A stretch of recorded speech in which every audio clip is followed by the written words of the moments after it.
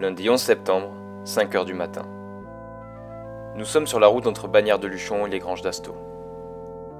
Nous, c'est Jules et Jules. On est gendarmes adjoints volontaires au PGHM de Luchon. Et si vous nous voyez pédaler avec un sac d'alpinisme, c'est pas pour faire joli. Aujourd'hui, on part à l'aventure pour une semaine, à côté de la maison. La météo est incertaine et nous ne savons pas si nous allons réussir à tenir notre projet. L'idée du projet, c'est d'aller répéter des voies pour lesquelles Magic était présent à l'ouverture. Magic, c'est Jean-Pierre Pujol, un pyrénéiste passionné d'ouverture et jeune retraité du PGHM. On a tous les deux travaillé avec lui et il nous a énormément appris. On a donc voulu lui faire un petit clin d'œil et symboliser cette transmission au travers de notre projet.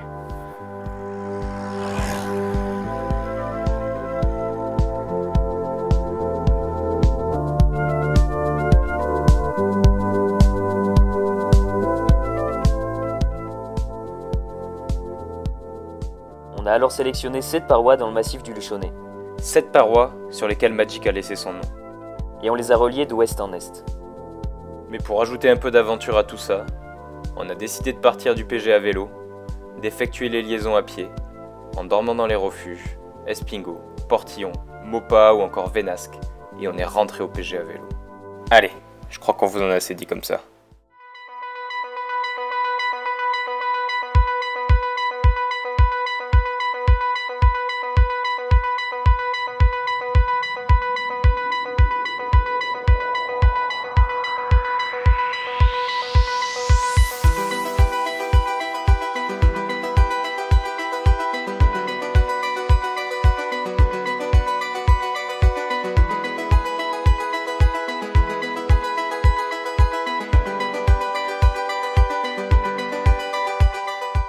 Pour entamer ce projet, on a visé le piton d'Espingo.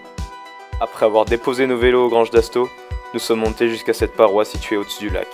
En 2013, Laurent Herresman, Olivier Dufort, Lucas Rodriguez et JP y ont ouvert côte à côte.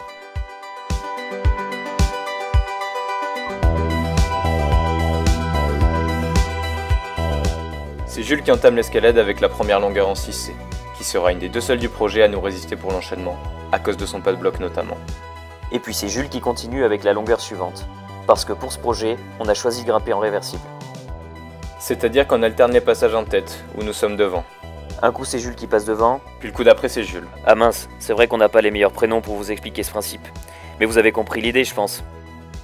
En tout cas, pendant ce temps-là, nous sommes arrivés au haut de la voie. Et la météo incertaine il y a quelques heures nous délivre finalement un magnifique ciel bleu qui ne donne qu'une envie. Enchaîné avec les champs de Pyrénées. Il allait super vite. Wow.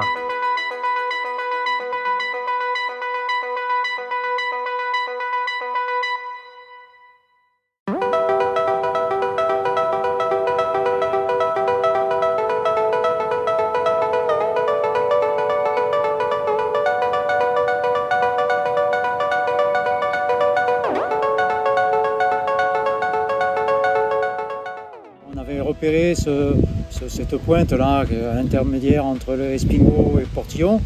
Bon, je savais pas trop où j'allais, mais je me suis pas posé de questions, à me stresser, quoi que ce soit. Il y avait JP, forcément, Pat Lecomte et moi. J'ai suivi les copains sans me poser de questions et en leur faisant confiance à 200%. Et je me suis vraiment éclaté. On s'était dit que c'était bien aussi pour les gens qui montaient pour aller faire une voie, par exemple, d'aller faire, peut-être d'occuper la journée de monter au refuge. C'est une voie très courte qui est splendide.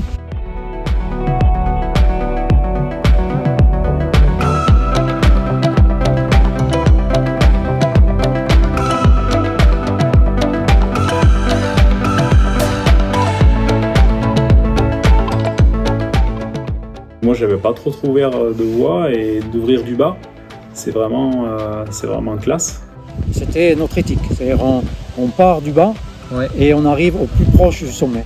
Des fois, on a un peu le gosier qui claque, mais avec le perfo, c'est quand même sympa. Et cet engin-là, des fois, on l'aurait bien balancé, mais bon, on l'a conservé. Mais bon, c'était notre ami aussi, quelque part. Hein. Dans la dalle, c'était Pat Lecomte qui était devant, là. Moi, je me rappelle avoir un peu bataillé dans la deuxième longueur à équiper de cette dalle depuis le bas, là, avec la chignole.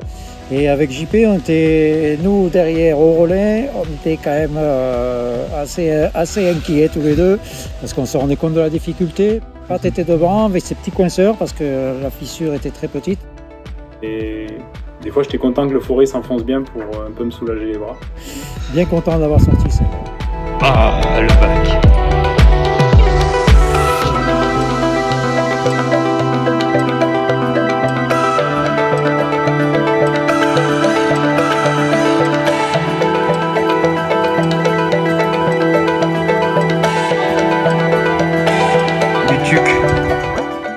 Première journée terminée, enfin presque. Il ne nous reste plus qu'à rejoindre le refuge du Portillon pour boucler les 3000 mètres de dénivelé sur la journée. Là-bas, nous retrouvons des têtes que nous connaissons. Un stage montagne est organisé par le PGHM de Luchon. De quoi passer une bonne soirée et nous donner de la motivation pour le lendemain.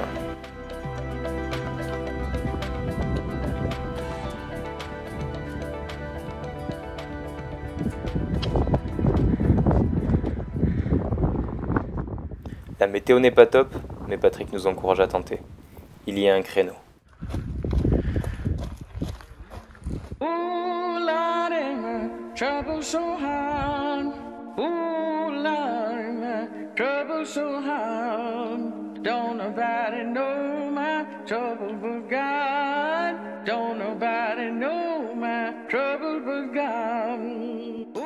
Nous voilà sur le sentier des mineurs, en direction du Tuc de la Besque et de sa voie Olive. Ouvert par JP, Lucas Rodriguez, Alexis Balesta et Sébastien Lucena.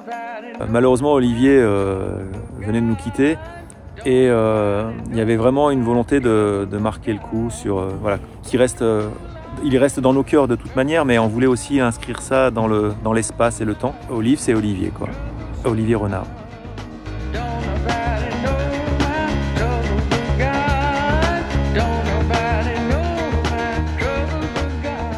J'étais pas dans le projet initialement, JP avait déjà travaillé dessus avec, je crois que c'était Alexis Balesta, un ancien GAV qui était là.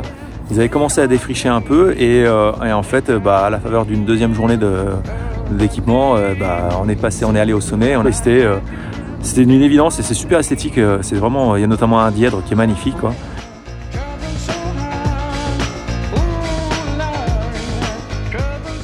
Le fameux dièdre à mi-parcours là qui est magnifique.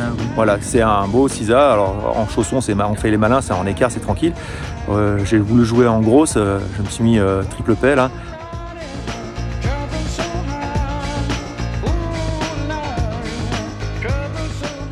D'ailleurs, il y avait un magazine où il y avait une photo de ce dièdre qui avait été mise en couverture. C'est super joli, quoi. Ça a grimpé, c'est super sympa. Et puis après, c'est tellement élégant pour arriver au sommet, là, c'est vraiment beau, quoi.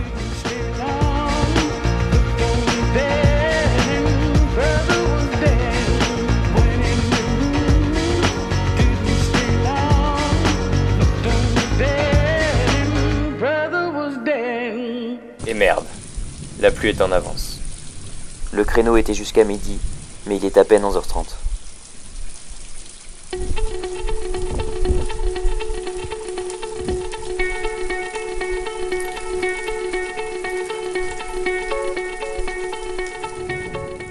Comme convenu, nous descendons sur le refuge d'Espingo, en ne sachant pas si le projet continuera.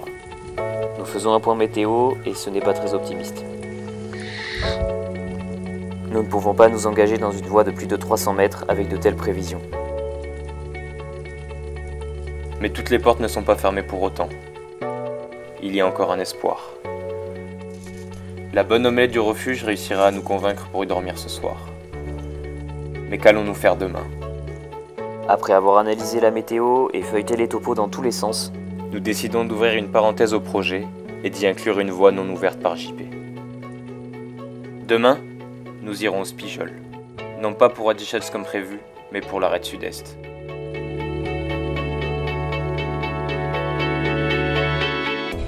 La décision est prise. Il est 6h quand nous quittons le refuge.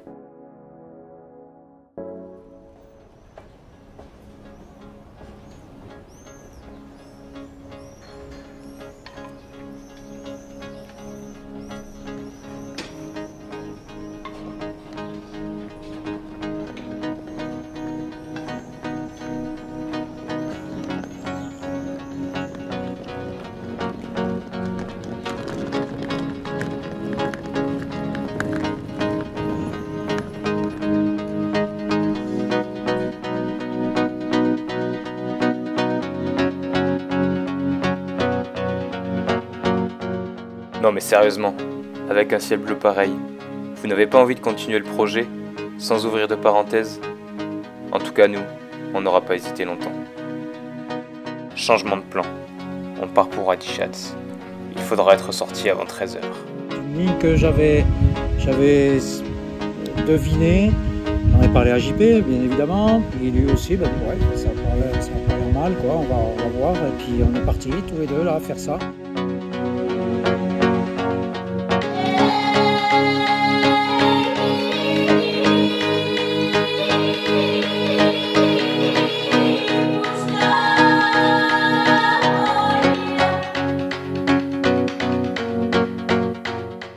Addishats, moi je suis arrivé un peu sur la fin parce que le gros du chantier avait été déjà bien fait par Jean-Pierre et Olivier. C'est eux en fait les maîtres d'œuvre. Et voilà, et moi en fait je leur ai fait confiance les yeux fermés, que ce soit avec l'un ou avec l'autre, mais surtout avec JP, moi je partirai les yeux fermés n'importe où. S'il me dit demain matin on va ouvrir quelque chose, je me pose même pas de questions, je le suis.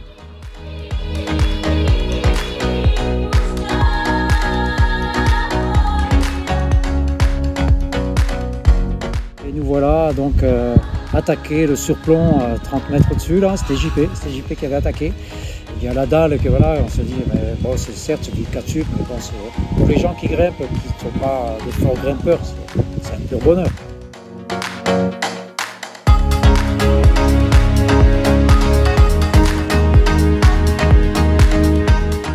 Et puis au fur et à mesure, ben, on a découvert cette voie et puis on s'est dit, on tient un bon truc là. On tient un bon truc.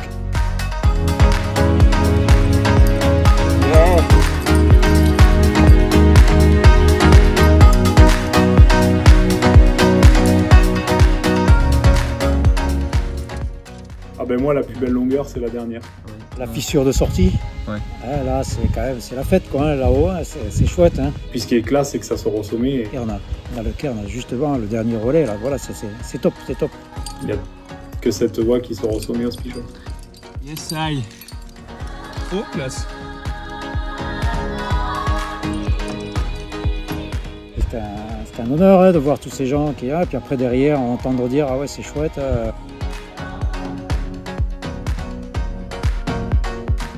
Quelqu'un nous a demandé pourquoi on l'avait appelé Addishats. JP, je me souviens de sa réflexion. Et bien, on a hésité avec Adiou, mais bon, non, on l'a appelé Addishats. Voilà, donc on comprend bien ce que ça veut dire.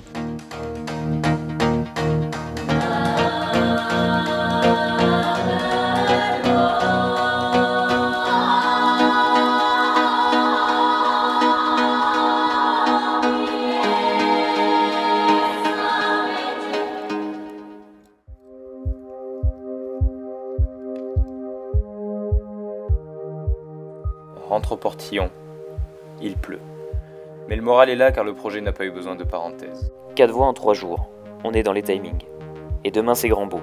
Alors on peut partir au Querat l'esprit tranquille.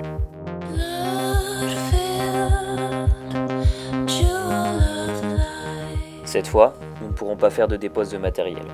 Car ce soir, on doit changer de vallée. Akeras Montanas se grimpera donc chargé. Oh, les couleurs sont magnifiques. C'était JP qui avait repéré cette ligne. Là, il me dit, je pense qu'il y a quelque chose à gratter aussi. Et puis, donc, on est parti. On a pris Romain Mazur, qui est venu avec nous pour voilà, nous aider à équiper cette première partie.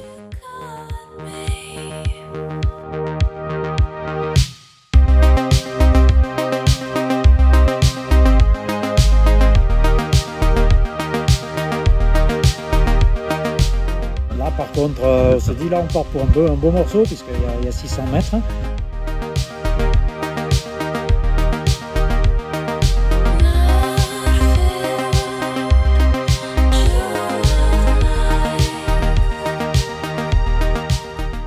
Il y a cette longueur clé à la fin de la première partie en 6C là, qui a dû être sympa à équiper là, dans la dalle. Ouais, c'est JP qui était dans le combat là, mais avec un bon rocher, donc voilà, ouais, bien.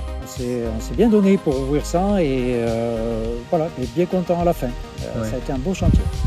Cette longueur sera la deuxième et la dernière que nous n'enchaînerons pas pendant notre projet. Merci JP pour la proximité des points dans la dalle.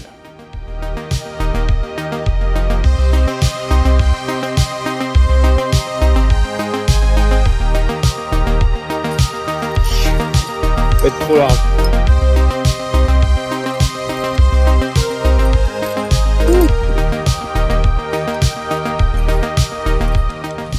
Là aussi, terminé à la nuit là-haut, voilà, avec notre ami Perfo. On avait appelé au secours même après pour la descente pour venir nous aider. Un ou deux GA étaient venus à notre rencontre à Espingo pour nous aider à descendre. On était bien exploré là. Ouais, c'était un beau chantier ça aussi. Oui, une belle route.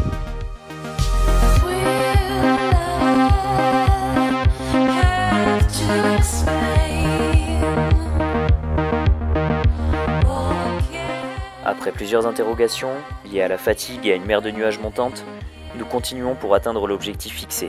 Relier le refuge du Maupas.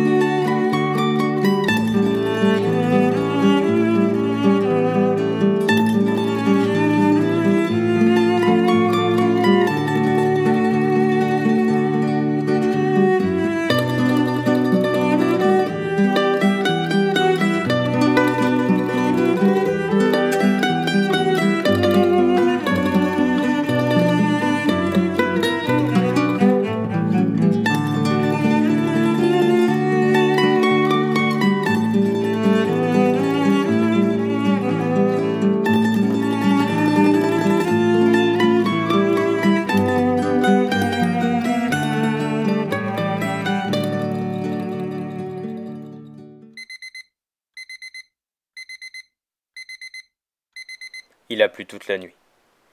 Le caillou est mouillé et la météo annonce plus de 80 km/h de vent sur la crête frontière. Nous avons déjà tiré notre épingle du jeu durant cette semaine.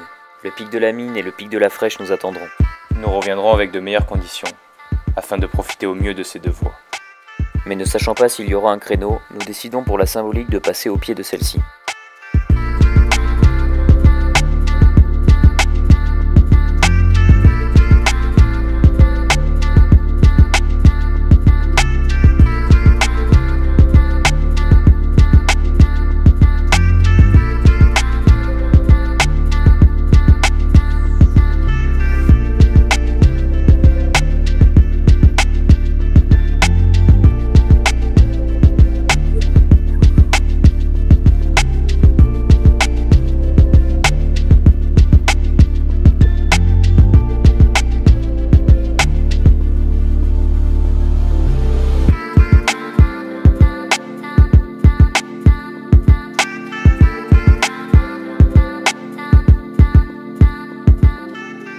Rentré au PG à vélo et on a attendu.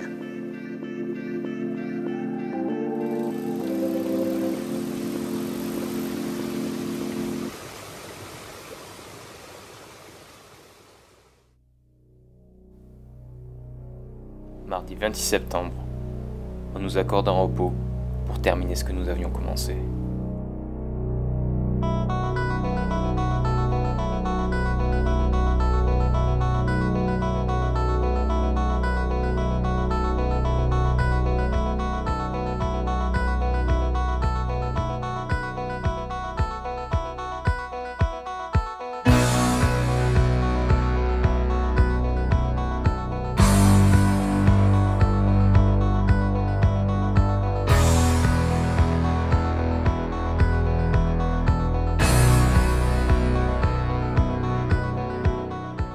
À la faveur de l'entraînement, JP qui me dit mais ça dit d'aller équiper un truc avec nous? Je crois qu'il y avait Pat avec nous. JP, au café, on parle de ça, il nous dit tiens, j'irais bien jeter un œil là-bas. Et il y avait cet itinéraire, cette petite éperon qui méritait un petit voyage dedans et ça n'a pas raté.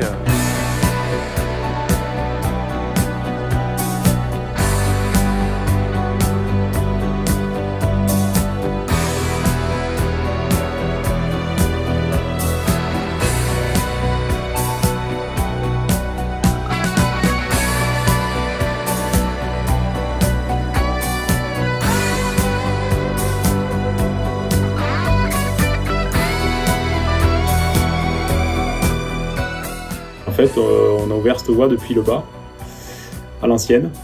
Ce qui était marrant, c'est que lui, il avait le sac qui était vide, donc il a foutu un bout de gourde de mousqueton et puis hop, on est parti. Et donc on est parti avec très peu de matériel. C'est pour ça qu'il y a très peu de matériel aussi dans la voie. On équipe, mais avec de l'équipement temporaire. Ça peut être éventuellement un piton, mais sinon c'est surtout sur frien de sangle. C'est un peu cet esprit de vieille voie montagne où du coup il y a un ou deux pitons et après il faut se gratter la tête pour protéger et poser son relais. Et en fait, on laisse la montagne propre. Et c'est ça aussi, JP, c'est un grand respect de la montagne, quoi.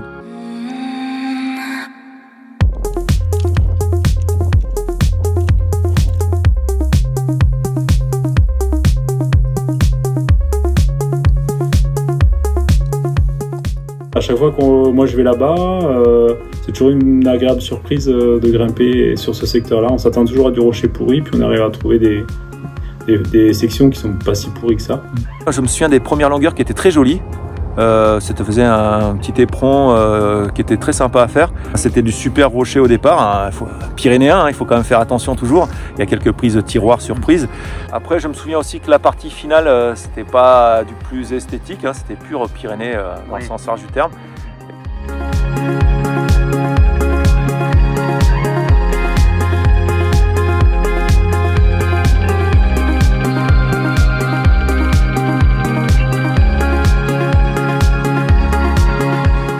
L'intérêt là aussi c'est qu'on sort sur un sommet, le sommet de la mine, c'est un joli sommet. Alors c'est sûr qu'il y a d'autres voies bien plus majeures juste un peu à droite dans le massif, mais moi je trouve que ça vaut le coup. C'est un accès vraiment esthétique pour arriver au sommet de la mine et avoir une vue incroyable sur la Neto derrière. La mine c'est pas l'usine, c'est vrai que c'est un coin sauvage et du coup moi j'étais pas à l'usine avec JP et Lulu, c'était très bien, ça se faisait en deux. On grimpait et on avait tous le sourire et on était contents, c'était une belle journée. C'était juste le plaisir d'avoir fait un truc avec des copains, quoi.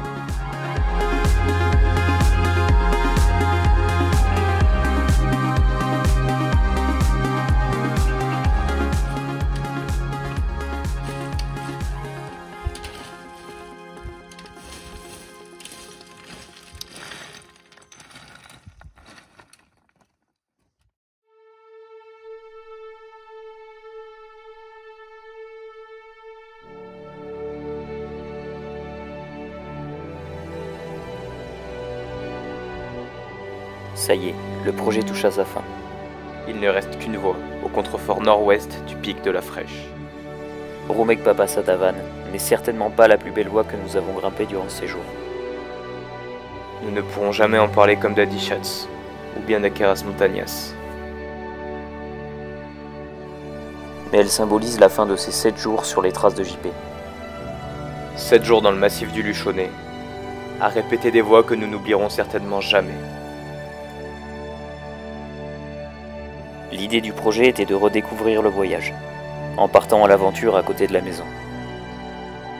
Et c'est grâce à des voies comme celle-là que nous redécouvrons des vallées, ou des moyens d'accéder à des sommets, parfois oubliés.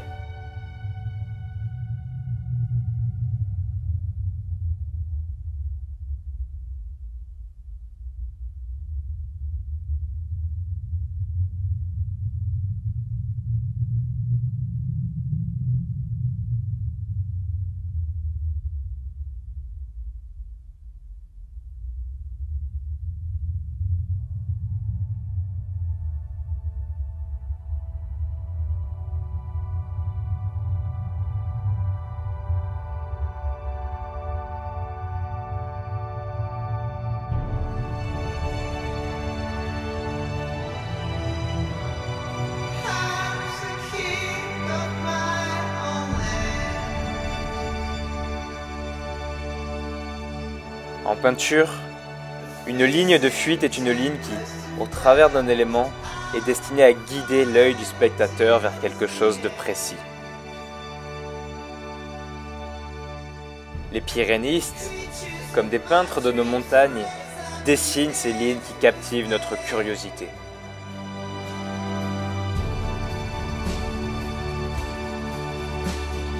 Et c'est au travers de ces ouvertures que Magic nous partage ses lignes de fuite.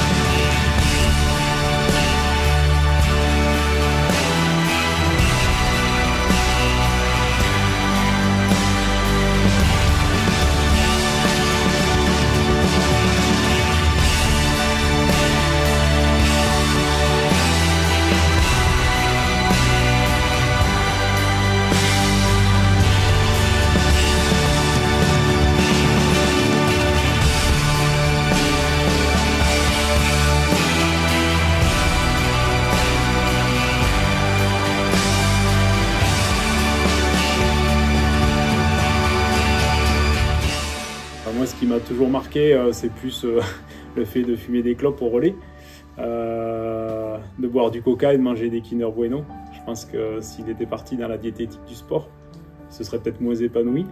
En tout cas, dans la montagne, ça matche bien. Je vois que finalement, clope, coca et Kinder, ça lui réussit.